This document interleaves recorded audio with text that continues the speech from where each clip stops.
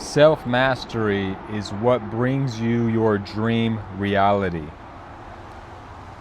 You become the one in control. You become the sovereign being that you've always had the potential to be. You become the creator of your reality in such a way where nobody else can touch my book. Nobody else can put their pen to my book. This is my story of life that I am authoring. The power that God has given all of us is authorship, authority. But in order to achieve, supremacy in your authorship, you need to reach self-mastery. So I won't talk about all the finest details because that would be a super long video, but I want to go through the core of what it means and what it is, self-mastery. So those who are not self-mastered, they're dishonest. They have a hard time being authentic because they follow and they wear masks and they're dependent upon others for their validation, to consume their products. All of us are creators. We need to be producing something, some kind of service. And when you're relying too much on others, then it's out of balance. You see everything in balance. So one who is not self-mastered is dragging other people. So the self-mastered, they're independent first. Then they go and work as a team. So again, not self-mastered. They're selfish. They're delusional. They're unfaithful. They're attached to things, trying to grasp, trying to hold it, trying to keep it from going away. Whereas the masters, the self-mastered, they're detached. They're not afraid of things going away. They're faithful. They know that they have it all. They know that everything is working out. They're not delusional because they're competent, they're smart, they're wise. They're paying close attention to themselves. They have self-awareness, and they're paying close attention to life and all the people around and all the things that are happening. This might be hard to digest, maybe, but the majority of people are actually delusional because they believe that they don't have power. This is why the self-mastered are not delusional, as much as they may seem to be, because they're creating their reality. As I imagine, so I create, and people think, well, that's delusional. They think that's a false belief. I think it's more accurate to say the opposite. Those who do not believe in their ability to lucid dream in this life are more so delusional. Selfishness, for the ones who are not self-mastered, selfishness comes from fear, and it comes from lack. And that creates hate. So one is selfish because they don't already have it all. But if you are self-mastered and you have it all and you're abundant, then you're altruistic because all you want to do is be there for others. You want others to also have a heavenly, wonderful life. It is the selfish that are operating that way because they're insecure. They're not worthy, and they don't like that. This may all be occurring subconsciously, but the understanding is how all this stuff is being sourced. The ones that are not self-mastered, they take everything seriously. They get uncomfortable. They're really easy to access. You know, they make friends really easily. They sleep with people very easily. That might sound like a good thing. And in ways it can be, it is.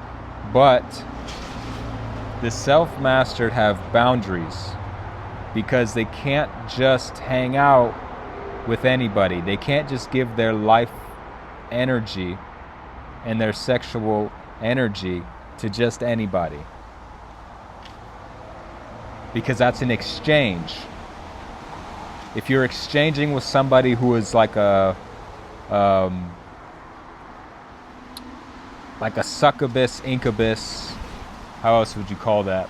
Siphoning of your energy, you know, like energy vampires. Somebody who is using you for your light, for your energy, then you don't want to be easy access. You don't want to be friends with just anybody, because they're going to take advantage of you, and not in the good way, okay? There are many ways to look at what I'm saying, so I hope what I'm saying is not too vague, because I'm trying to be specific. And again, you can interpret this in a different type of, you can interpret what I'm saying differently than what I mean. So perhaps try your best to read between the lines. Also, the non-self-mastered are weak and vulnerable. They are operating out of ego self. They carry bad vibes. They're forceful to get things done and to get people to do things, and they are lacking, okay? The self-mastered, I'm just going to run through this one without too much explanation. The self-mastered are courageous, honest, rebellious, responsible, accountable, self-aware, tough, patient, disciplined, protective, loving, altruistic, transcendent. To be specific on transcendent, life is an illusion. It is not as it seems. The self-mastered understand this, and they can see through the illusions. The self-mastered are balanced. They take things in moderation. Can you drink alcohol? Yeah. Can you smoke? Yeah. Can you have sex? Yes. But whatever poisons you choose with balance. If you do it too much, that's unbalanced. In life, the nature of existence is to always come back into harmonious balance. So whatever your choices are, life is going to work with you in such a way that you might get punished or you might get rewarded based on how your actions are. Your mind, your emotions, your body. Your actions, non-physically and physically, are incredibly important for keeping harmony and balance in life, for yourself and for others. The self-mastered are intelligent, wise, skillful. They're humorous. They don't take life too seriously. They're zen. A zen individual is also that way. They don't take things so serious, and they are, for the most part, peaceful. The thing about being peaceful is, for a self-mastered individual, is they are also capable of being ferocious, like a tiger. A tiger is a big, warm, cute, cuddly cat.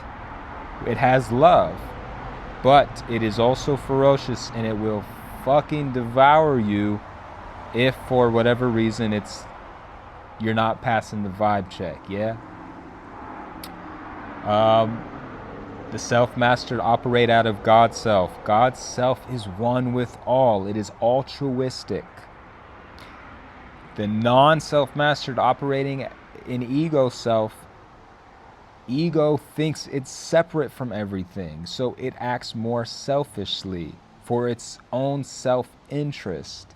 Now, again, with balance and all truths being half true, there are two sides to everything. Hope you're keeping along with what I'm saying.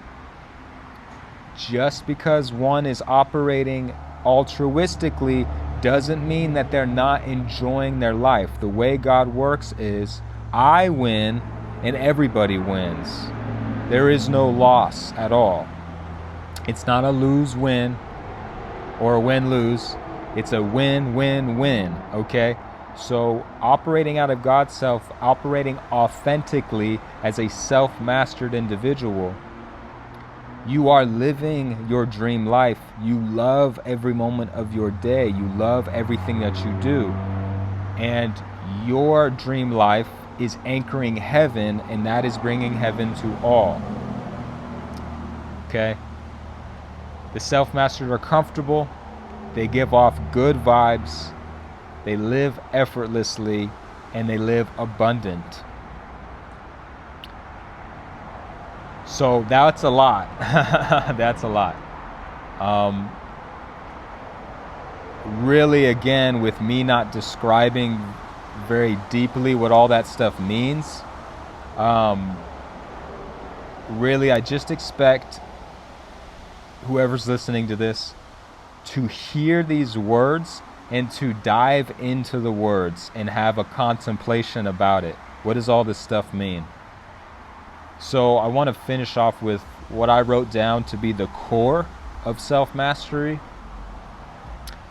First off, I'll say boundaries. Now, unconditional love is the truth because all is made out of love, and love is God. All that exists is God, and all that exists is love. But boundaries are necessary because the sun, like the sun in the sky, the sun gives life from afar. When you stare at the sun, it will blind you. When you try and fuck with the sun, it'll burn you to a crisp. Okay? So the boundaries are necessary so the master is not being siphoned. The master is not being taken advantage of or being hurt. Again, you don't want to go bare knuckle fight a tiger. It will freaking devour your ass, bro. Just like the sun. Boundaries. Another way of looking at that is the balance of fear. Fear is not something that you need to entirely get rid of. Fear is more so something to be conscious of its purpose. Like if you did not fear crashing your car at all, you wouldn't pay attention. So that fear, a balanced level of it, gives you concentration while you're driving a vehicle, for example. Next, being independent. So each and every one of us is the infinite, eternal, supreme abyss that is lucid dreaming forever. Now that's a lot. But being independent, again, doesn't mean we aren't working for each other and helping each other out. A self-mastered individual is very helpful to others, is very giving to others. But they're independent and self-reliant so that they're capable of being there for others who need assistance. If they were highly dependent and narcissistic, they wouldn't be of much help to others, would they? Authenticity is the next. Authenticity is being honest. Authenticity is being your one of one self. We are all fractals of God. One of one. I am one of a kind. You are one of a kind. There's nobody who's going to be you exactly. Similar? Sure. But only you can do exactly what you're here in this existence to do. Just like the trees are giving oxygen, just like the sun is giving us warmth and light, just like everything is existing for everything else. If you're not operating authentically, you're not giving the greatest service that you can provide, both for yourself and for everybody else. Again, the way God works naturally is a win-win-win. When I am authentic and of service to myself, God is of service to me, and that gives me the ability and God the ability to serve everybody else. So if you're wearing a mask, if you're lying to yourself about who you are, if you're being a follower, if you're stealing other people's ideas because you're not being original, you're not being authentic, you're not being the greatest service that you can be, both for yourself and for others. That's authenticity.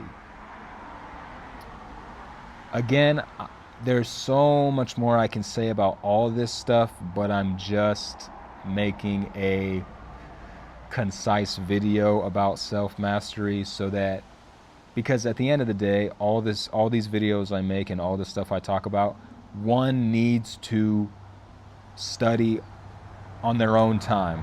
Okay, you can't believe everything that I say. You can't rely on everything that I say or that other people are giving out. You got to study for yourself, contemplate, introspect, meditate, do the practices, put this knowledge into practice yourself. So next is love. Unconditional love is what dissolves all the stuff that we think, well, that is bad. That is bad, that we think is bad. Love, in the absence of love, is hate and fear. People hate and people are afraid because they're not living in love for themselves and love for others. They're not forgiving people that don't know. People are running off of programming. People are doing stuff and things, not just people, but animals and other things. They're doing stuff out of programming. It's like it's impulsive. They can't help themselves but be that way. So if it's a bad person, for example, you still hold unconditional love, not because you're supporting them and endorsing them, no way, but and you still have your boundaries, of course, but you're loving them because you're giving them the opportunity to change, to grow, to become better. An example of what I mean is people want to start war with us, and then we go and join that war. War is going to perpetuate because they threw the ball and we caught it, and then we threw the ball back and they caught it, and the cycle continues. So to cut off that cycle, unconditional love is required. If we keep hating each other for the past things we've done, that cycle will never be severed. So as unbelievable as unconditional love may seem, think about it, research about it, understand the Christ consciousness point of view of it, because the truth is love. Next is detachment. Detachment is you're not trying to grasp at things. Everything has a life and a death. Change is constant. It's a law of the universe. Change is always occurring. You cannot be attached to your body because you're going to die. You can't be attached to your vehicle because at some point it's going to break down. For example, many things are this way, whether it's the life of a loved one or the possession of material things. When you're grasping at it, when you're attached to it, you're admitting that you do not have it. Okay? When you're detached, you're admitting that you do have it. So a way of looking at detachment is, I know I have, I know I am, so I do not grasp and I don't worry about it. I allow it to come in and I allow it to go away. I don't try to imprison it. I don't try to force it. I just allow it to come in, I allow it to go away. Fortitude is another foundational piece of self-mastery. Fortitude is self-discipline, courage, strength. You know, I said earlier, the non-self-mastered, they're not very fortuitous, if that's a word. They may be lazy. They may be very afraid and unwilling to walk through fear, which is courage. It's not the absence of fear, but you're able to go even when fear is present.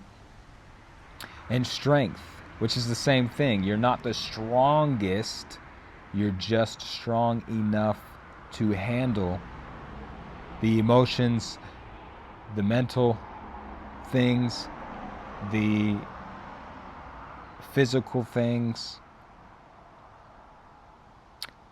The self-mastered are strong.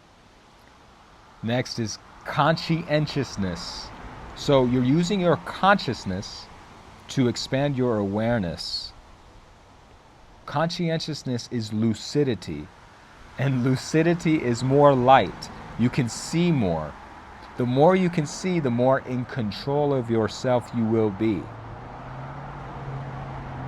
So if you're conscientiously walking through life, you're aware of what your thoughts are, you're aware of what your emotions are, you're aware of what your actions are. If you just get pissed off and go into a rage, and that happens often, and that's like a habit, or perhaps you smoke cigarettes habitually, and you're doing things on autopilot, that is not conscientious.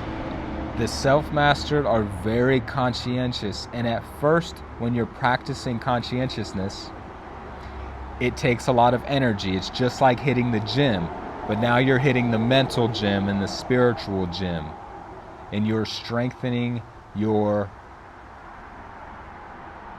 24/7 awareness on who I am and what I'm doing. Next is intuition. God in me knows all. Me as the ego self, I want to say ego doesn't go all the way away. When we talk about ego death, it's not 100% death of the ego. The ego is always there. My ego is me. I'm wearing this shirt. I have this hair. So on. There's many parts of the human that is the ego. In short, ego basically just means your human self, having a human experience. So it is a good thing. It is meant to be this way, okay?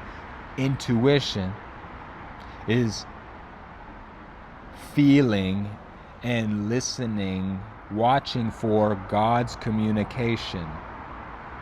It can be subtle and it can be loud. It is an interesting thing because it's a very distinct sense of its own. Like, I don't know how I know, I just know that I know. Next is knowledge. Of course, knowledge is power. People get indoctrinated. They get programmed. They are trained to be a certain way in life. They're given knowledge that is not entirely true. Speaking again on all truths being half true, You can collect a ton of knowledge that's not even accurate, and you don't even know that it's not accurate. It's not entirely accurate. What do I mean by that? You need to know thyself, which means you need to know that you are the creator of your life. That's part of the knowledge. As well as knowledge is information. Information can be passed around telling people what life is and who you are and who we are, just like I am right now. Is this information, this knowledge giving you power, self-empowerment? Or is it disempowering you? Or is it creating fear and hate?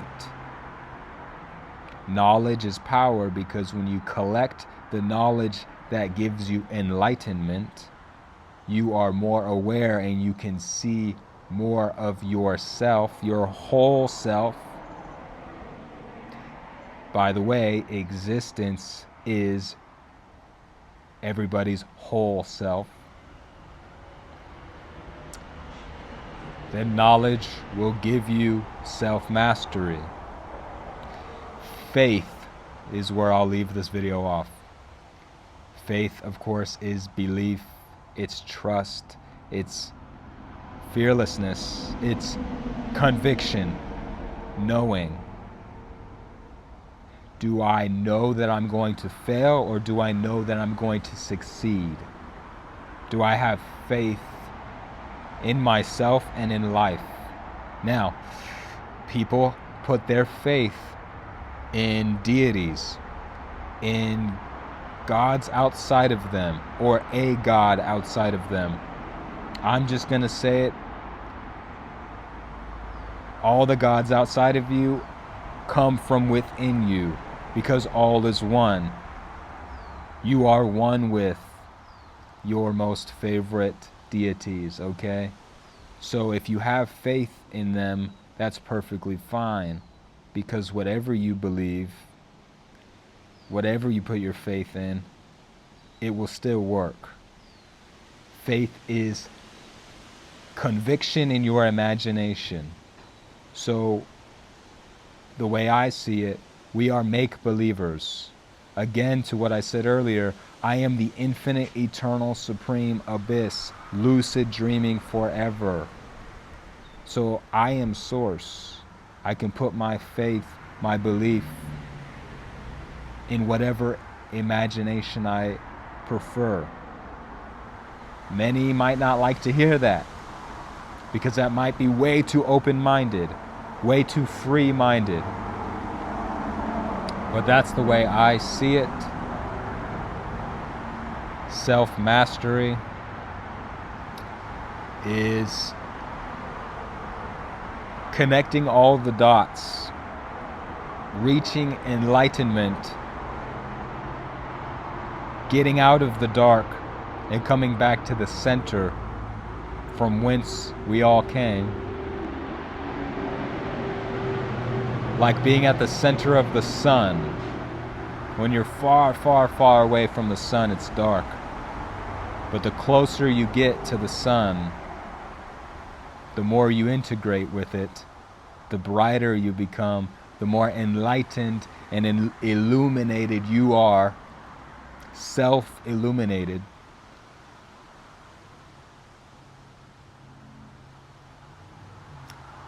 And therefore self-mastered.